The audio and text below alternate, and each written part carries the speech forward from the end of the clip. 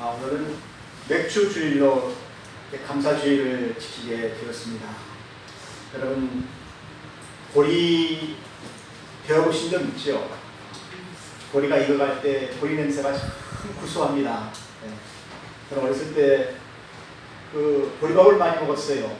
여러분도 보리밥 많이 먹었죠? 근데 보리가 익을 때 되게 되면은 너무 가난해가지고 사람들이 먹을 것이 없습니다.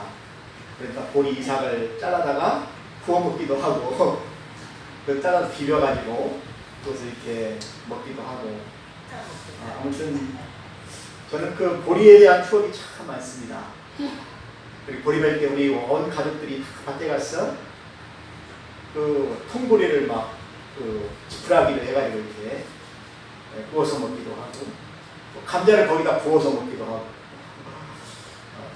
그리고 보리 한 마리를 갖다가 팔아가지고 복숭아 집에 가서 바꿔 먹기도 하고 여러분, 보리에 대한 추억이 참 많습니다. 이스라엘 백성들도 이 보리에 대한 추억이 많아요. 이스라엘 모든 백성들은 이 보리를 통하여서 가난한 자들의 양식이었어요. 보리떡을 만들어서 가난한 자들이 배를 채우게 된 것입니다. 그 보리밥은 건강에 좋아요. 그렇지요. 당뇨병도 안 걸려요. 여러분, 빵이나 이런 밀을 고운 가루로 만든 거, 또 쌀을 많이 먹게 되면은 탄수화물이 많기 때문에 당뇨병이 많이 걸립니다. 그런데 이 보리밥은 많이 먹어도 신체가 건강합니다. 당뇨병이 안 걸려요. 하나님께서 가난한 사람들에게 주신 양식이에요. 그러니 얼마나 감사합니까? 그래서 하나님이 주신 이 양식이 너무 감사해서 지키는 절기가 바로 맥주 절기입니다. 보리를 다 거두고 나서 하나님이 우리에게 지키라고 명령하신 거예요. 우리가 만든 것이 아닙니다. 여기서 하나님이 너희가 감사의 절기를 지키라, 그렇게 이야기를 한 것이에요. 여러분, 이 맥주절은 그래서 칠칠절이라고도 하고 오순절이라고도 합니다. 왜 그렇게 부르냐면은 6월절에 초실절이 있어요. 초실절. 6월절 끝나는 날에 처음 익은 곡식이 있습니다. 보리나 밀이 처음 익은 곡식이 있어요. 그것을 한 단을 이렇게 묶습니다. 묶어서 하나님의 제단 앞에 가지고 와서 그것을 요제로 흔들어요. 흔들어서 쌓아놓습니다. 제단에 쌓아놓습니다. 요제로 흔든 것은 다 누가 가져갑니까? 나중에 제사를 드리고 나서 제사장의 것이죠. 제사장의 양식이에요. 이게 제사장이 첫 번째 초실절에 처음 익은 그 열매를 먹으면서 모든 백성들에게 추수가 시작되는 것입니다. 그때부터 양식을 먹을 수가 있어요. 그런데 여러분, 여기서 중요한 것이 무엇이냐면은 이 초실절로부터 7주가 지난 날, 그러니까 77이죠. 7주가 지난 날이죠. 그 날이 바로 오순절이라는 것입니다. 그래서 77절이라고 하는 거예요. 그래서 7주가 지난 그 다음 안식일이니까 50일째 되기 때문에 오순절이라고도 이렇게 부르게 되는 것입니다. 그래서 이 오순절 때까지 이스라엘 모든 백성들은 추수를 하기 시작해요. 처음 곡식을 한 달 제단 앞에 드리고 나서 하나님께 기도합니다. 하나님, 지금부터 우리가 추수를 하게 되는데 늦은 비를 내려주셔서 곡식이 잘 익게 하고 많은 양식을 거둘 수 있게 하시고, 또 이 땅에 전쟁이 나면 안 되잖아요. 블레셋이 쳐들어오면 추수를 못 하잖아요. 다 빼앗기잖아요. 전쟁이 일어나지 않게 하시고, 또 마지막 때 또 병이 들면 어떻게 됩니까? 깐부기나 이런 황충들이 와서 다 먹어버리잖아요. 병이 들지 않게 하시고. 그러니 초실절 때 그 단을 드리는 하나님께 기도해요. 우리가 추수를 할 수 있게 해주십시오. 여러분, 추수하는 것도 기도해야 됩니다. 기도해야 추수할 수가 있어요. 양식이 있어요. 그래서 이스라엘 모든 백성들은 그렇게 기도를 했는데 안전하게 추수를 다 마치게 하셨다는 것입니다. 그리고 늦은 비를 내려서 곡식이 마지막에 물을 흠뻑 해 먹으니까 강성해져서 곡식이 잘 여물었다는 것입니다. 그러니 얼마나 감사해요? 그래서 그들이 하나님 앞에 나와서 이 맥주 절기를 지키는데, 여러분 21절에 보세요. 그날에는 모든 백성들이 아무 노동도 하지 않습니다. 다 거룩한 성의로 모여서 하나님께 감사의 제사를 드렸다는 것입니다. 여러분, 그래서 이 첫 번째 열매를 주신 것에 대한 감사 예배예요. 여러분 신명기 16장에 보게 되면은 우리는 어떻게 감사해야 되겠습니까? 여호와께서 내게 복을 주신 대로 내 힘을 헤아려서 예물을 드리고 하나님께 감사하라. 내가 두렵건대 내가 내 마음에 이르기를 내 능과 손으로 내가 이 재물을 얻었다, 교만하게 말할까 두렵다라는 것입니다. 그래서 하나님께서는 이스라엘 백성에게 가르치신 거예요. 네가 이렇게 추수하게 된 것은 내가 잘 빌려주고 돌봐주었어. 그 곡식이 잘 있게 했어. 이른 비와 늦은 비를 적절하게 내렸어. 또 그 땅에 전쟁이 나지 않고 병충해가 들지 않게 했어. 그 곡식이 잘 익었으니까 너는 내게 와서 이 은혜에 대한 감사를 해라 라는 것입니다. 사랑하는 성도 여러분, 우리는 하나님 앞에 감사하는 자가 되어야 된다는 것입니다. 여러분, 우리가 농사를 짓지는 않지만은 농사를 짓는 농부들이 있잖아요. 그분들이 농사를 짓지 않으면 우리는 먹을 게 없어요. 그 대신 우리는 그것을 돈으로 사서 먹고 있지 않습니까? 이게 감사하는 것입니다. 그 양식을 누가 빌려주었습니까? 위에 계신 하나님이 빌려주신 거예요. 그래서 우리는 힘을 다하여서 예물을 드리고 하나님께 감사해라 라는 것입니다. 그래서 여러분, 감사의 제사를 드릴 때 맨 첫 번째 드리는 제사가 뭐냐면 새 소재예요. 보세요. 새로 난 곡식으로 드리라는 것입니다. 그러니까 새로 난 보리와 새로 난 밀로 드리는데, 이것을 어떻게 드리냐면은 그냥 보리나 그냥 밀을 하나님께 드리는 것이 아니에요. 이것을 크게 큰 가루로 빻아야 됩니다. 모든 곡식을 다 빻아서 가루를 만들어야 돼요. 그래서 제사는 어떻게 됩니까? 다 하나님께 드리는 것이니까 다 죽어야 되잖아요. 가루가 되는 거예요. 그래서 이 고운 가루 10분의 2 에바입니다. 그것으로 자기 처수에서 떡을 만들어요. 한 곡식이죠. 하나님 주신 곡식이죠. 그것으로 보리떡을 만들어요. 2개를 만들어요. 그리고 또 밀로 또 빵을 만들어요. 그래야 그것을 소반에 담아가지고 성전에 가지고 오게 되는 것입니다. 근데 그것으로 하나님 앞에 햇 곡식에 대한 제사를 드리라는 것입니다. 근데 이걸 드릴 때 어떻게 드립니까? 이것도 요제로 드리죠. 하나님 앞에 요제는 어떻게 됩니까? 흔드는 거죠. 이렇게 하나님 보십시오. 이렇게 많은 곡식을 우리에게 주셔서 감사합니다. 그리고 나서 그걸 누가 먹습니까? 요제는 제사장이 먹게 되는 것이요.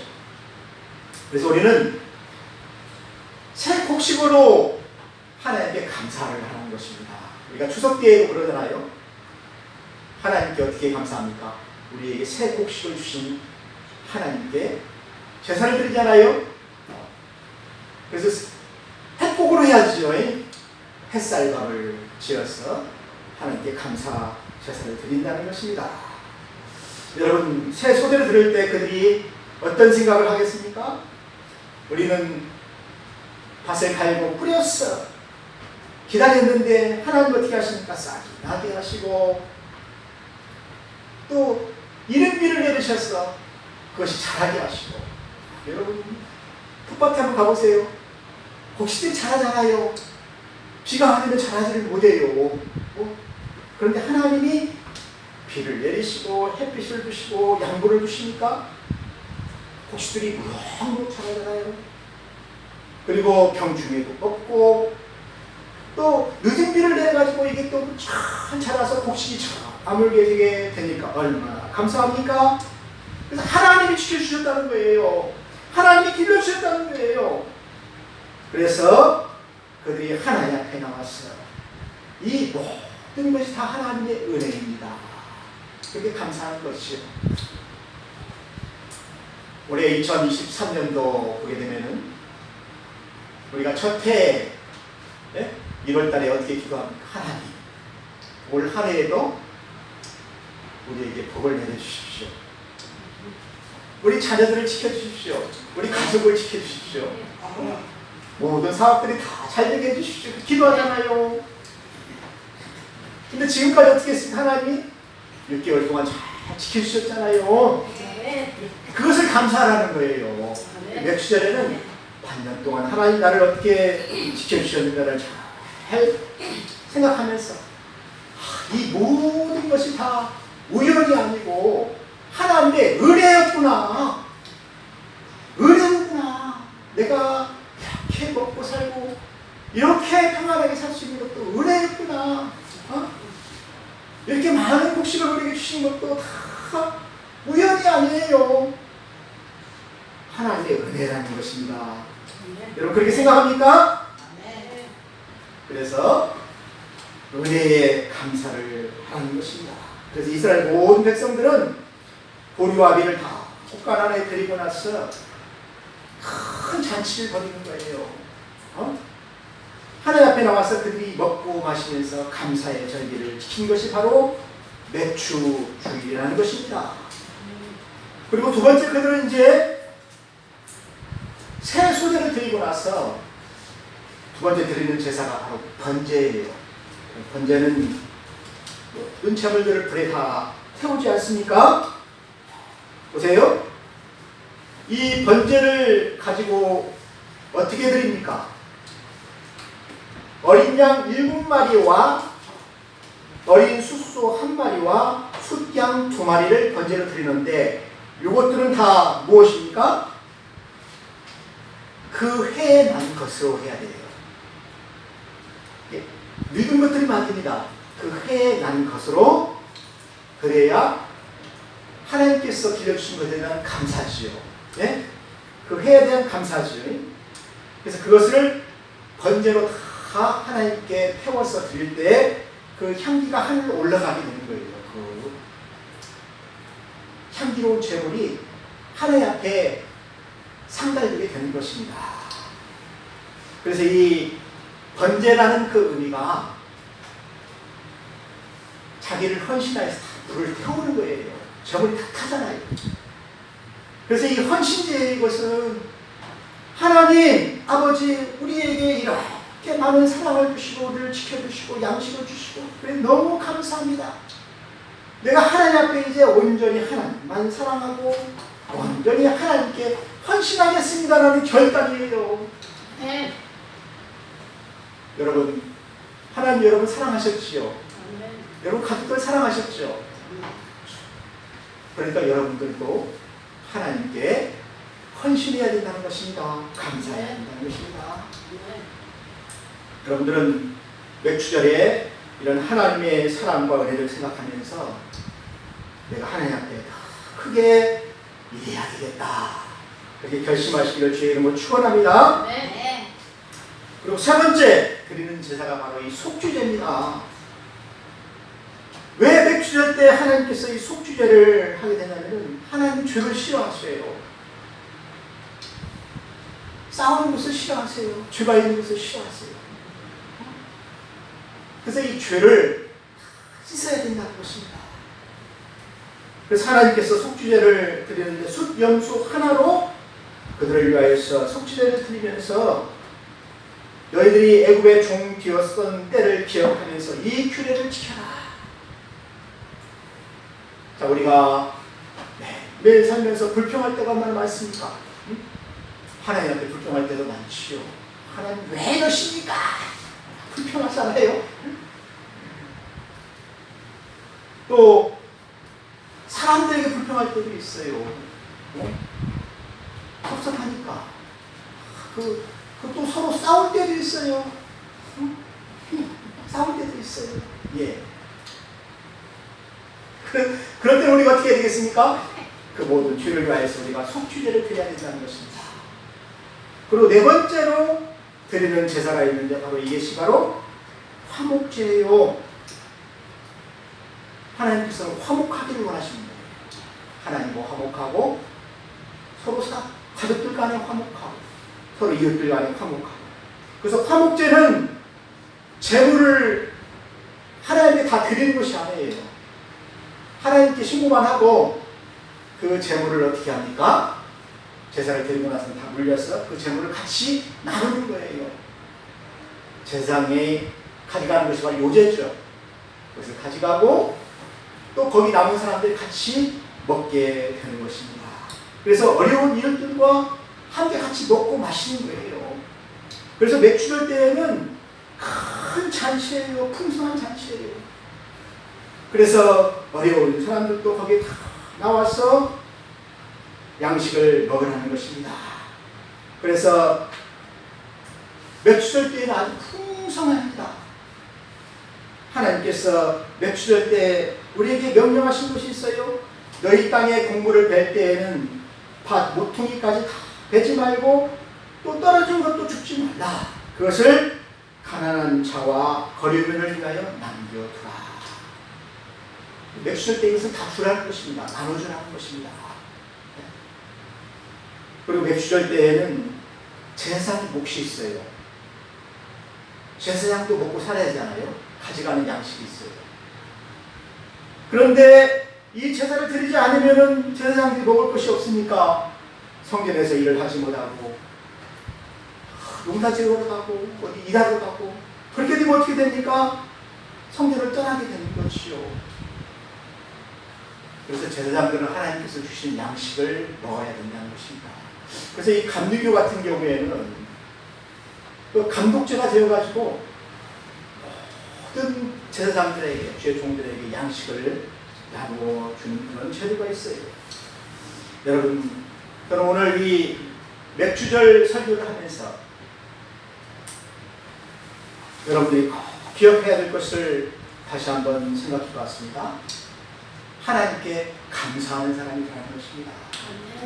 그리고 하나님은 이 맥주절의 이 초실절, 예수님께서 6월절 어린 양으로 돌아가셨지만은 3일 후에 부활하셨잖아요.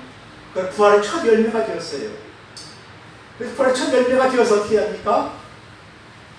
우리에게 너희들도 나와 같이 부활할 것이다. 그래서 희어도 추수하게 된 거예요. 온 세상이 다 희어도 추수하게 된 거예요. 우리는 초실절부터 이제 추수하는 사람이 되게 된 거예요. 그래서 유대인들을 추수하고 그 다음에 오순절 성령이 임한 기분은 어떻게 됐습니까? 성령 임하에서는 모든 이방인들, 모든 백성들이 다 이제 추수하게 되는 것이요. 그리고 나서 수장절까지, 추수감사절까지 다 추수하게 되면 이제 나팔절 됩니다. 그럼 예수님이 다시 지상에 재림하는 것이요. 그래서 여러분, 이 맥주절에 우리가 추수하는 일꾼이다. 추수가 시작되었다.